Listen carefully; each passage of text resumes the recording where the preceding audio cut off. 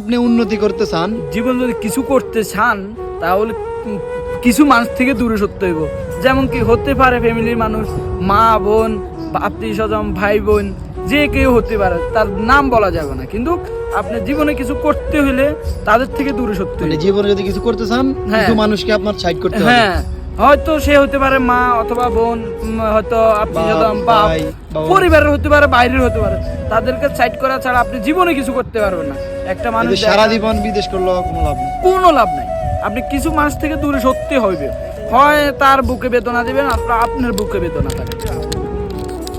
আপনার কথার সাথে আমি একমত। আসলে এরকম অনেক দেখছি, অনেকে আমার সাথে করছে, তোমার বাস্তবতা করছে। এগুলো কি আমার নিজের সাথে বাস্তবতা কিছু করছে। তার মানে যে আমার সাক্ষী আমাদের সামনে, হ্যাঁ, জ্বলন্ত উদাহরণ সেই। আসলে আসামি কিন্তু আমার সামনে নাই।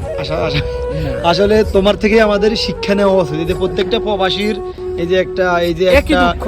সবারই 7-8 বছর করে হয়ে গেছে, তাই না ভাই? কিছুই করতে পারে নাই। কিছু করতে পারে নাই। আসলে বাস্তব, আমি নিজেও আসলে কিছু পারি। পানির বোতল। কারণ মানুষের থেকে চাহিদা অনেক বেশি বড়। প্রবাসীদের কাছ থেকে। হ্যাঁ, মানুষ থেকে মানুষের চাহিদা অনেক বেশি বড়, কিন্তু সেই মানুষটা চিন্তা করে না আমি কতটুক আশা করতে পারি আর কতটুক পাবো, সেটা কখনো চিন্তা করে না, কখনো চিন্তা করে না। বিদেশি মানিকতা একটা টাকার খনি মনে করে। টাকার মেশিন। হ্যাঁ, এই যে আরেকটা আছে, আসলে কেউ আসলে এটা আসলে মানে হিসাবে নিয়ে না। এই যে আরেকটা আছে না, এটা আছে শুধু বিয়ের তালে। কেমনে শুধু বিয়া করবো বস, এই তালে। মানে এত বিয়ে অনেক অফার। আমার শালি দেখলে তোরে দিতাম, কিন্তু আমার শালি প্রবাসে 7 বছর শেষ, প্রবাসে 7 বছর শেষ, এখনো বিয়ের বয়স হয়নি। চিন্তা করো। তাহলে বিদেশ আসলো কিভাবে, প্রবাস আসলো কিভাবে? বিয়ের বয়স যদি না হয় তাহলে বিদেশ